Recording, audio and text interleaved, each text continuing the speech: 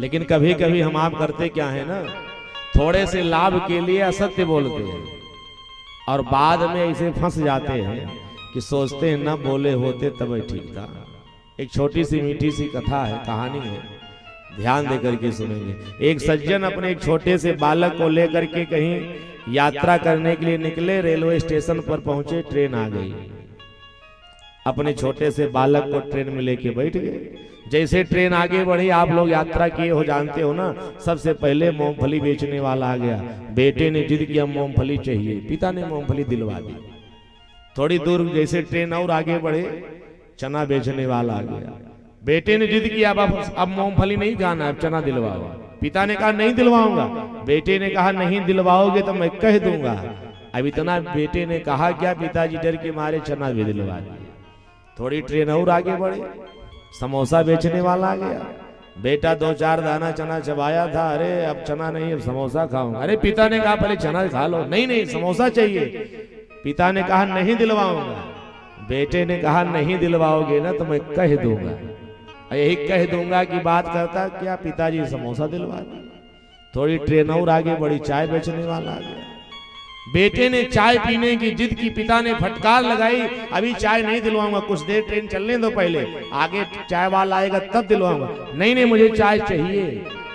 पिता ने कहा नहीं दिलवाऊंगा। बेटे ने कहा नहीं दिलवाओगे तो कह दूंगा। अब पिताजी डर के मारे चाय दिलवा दी। बगल में 2-4 लोग और जो यात्रा कर रहे थे, कहा भैया अगर आपको बुरा न लगे तो एक बात पूछना चाहता हूं। ये आपके और आपके बेटे के बीच में कौन ऐसी बात है जिसको लेकर के बेटा कहता है कि मैं कह दूंगा, तो पहले तो आप बहुत तेज फटकार लगाते हो कि ये सामग्री नहीं दिलवाऊंगा, और बाद में आप जब बेटा कहता है कि मैं कह दूंगा तो आप डर के मारे दिलवा देते हो। वो कौन सी बात है, क्या हम लोग जान सकते हैं? सज्जन ने कहा भैया एक बात बताओ, ये हमारे बेटे की उम्र कितनी दिख रही है? कहा देखने में 7-8 वर्ष का दिख रहा है। कहा 7-8 वर्ष का देखने में लग रहा है, लेकिन 7-8 वर्ष का है नहीं, इसकी उम्र 12 वर्ष से अधिक हो चुकी है। मैंने सोचा एक छोटा सा झूठ बोल दिया जाए। टीटी साहब आवेंगे, बेटे को देखेंगे, 7-8 साल का ये मानेंगे देख के इसको। तो मैंने क्या किया है, इसका हाफ टिकट ले लिया है। इसको पता है कि मेरा हाफ टिकट नहीं है, 12 वर्ष से ज्यादा हो गया हूँ, फुल टिकट चाहिए। और ये यही बात कहता है कि अगर आप ये सामान नहीं दिलाओगे तो टीटी आएगा तो मैं कह दूंगा। बोली भक्तवत्सल भगवान की। जितना हाफ टिकट का पैसा नहीं बचा है, उससे ज्यादा समोसा और इसमें मूंगफली में, चाय में बर्बाद हो गया। झूठ ना बोले होते तब ठीक था। और अभी यात्रा बड़ी लंबी करनी, न जाने कितने बड़े बड़े संकट आएंगे। तो इसी तरह कभी कभी हम आप सब छोटा सा झूठ बोलते हैं, बाद में खुद इतना पछतावा होता है, ना बोले होते तब ठीक। दुनिया भर का प्रपंच एक झूठ बोल के मोल ले लिया।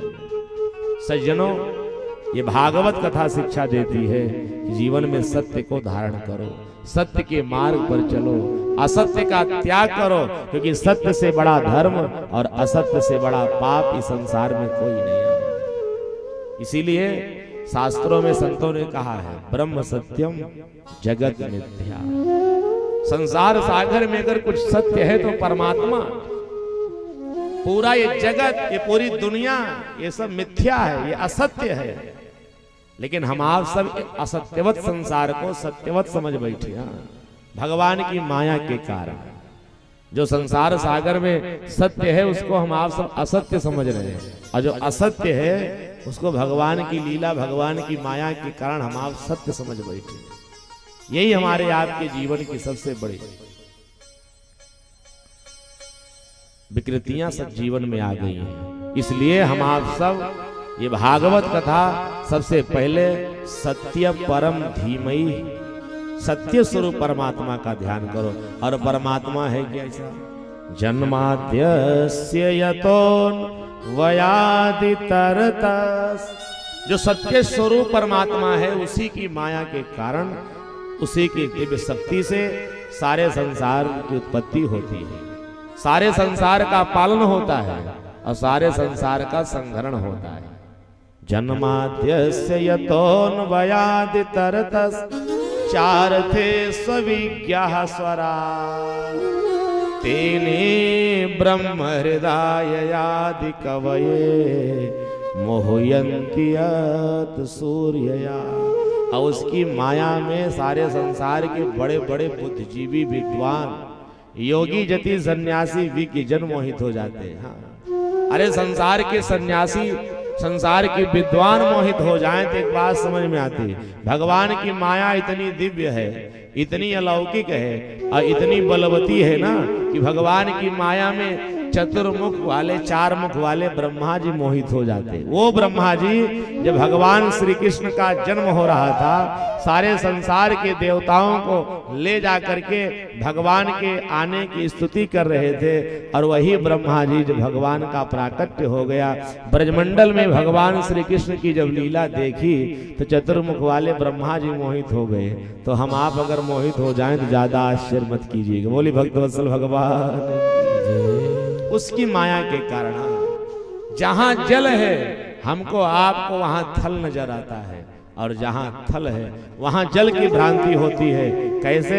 जैसे आप सब कभी राष्ट्रीय राजमार्ग पर यात्रा किए हो, 4 व्हीलर गाड़ी से चलो, और गर्मी के महीने में दोपहर में जब आप सड़क पर चलोगे ना, दूर दृष्टि पड़ती है तो लगता है सड़क पर जल है, और जैसे जैसे हमारी गाड़ी आगे बढ़ती है ना, वो जल की भ्रांति समाप्त होती है।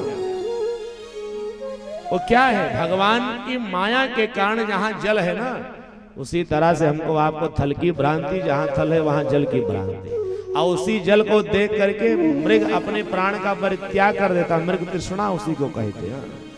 जब गर्मी के महीने में मृग प्यासा होता है ना, जल के लिए तड़पता रहता है, तो जब दूर दृष्टि डालता है तो उसको धूप में जल की भ्रांति हो जाती है। और वो जल पीने के लिए जब दौड़ करके जाता है, 2 किलोमीटर में उसको जल दिखाई पड़ा, और दौड़ करके प्यासा मृग जब आगे पहुंचा तो जल 2 किलोमीटर और आगे, और जब और आगे की यात्रा की 2 किलोमीटर और आगे, दौड़ता ही दौड़ता वो मृग जो है ना, प्यासा होकर के सजनों उस तृष्णा के कारण आज अपने शरीर का त्याग कर देता है, उसके प्राण निकल जाते हैं।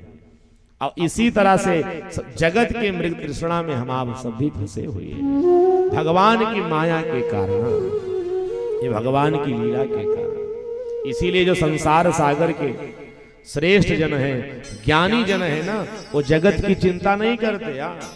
हम आप सब तो जगत की चिंता में परेशान हैं, लेकिन साधु संत महात्मा विद्युत वरणी है ना, ये जगत नहीं, ये जगदीश का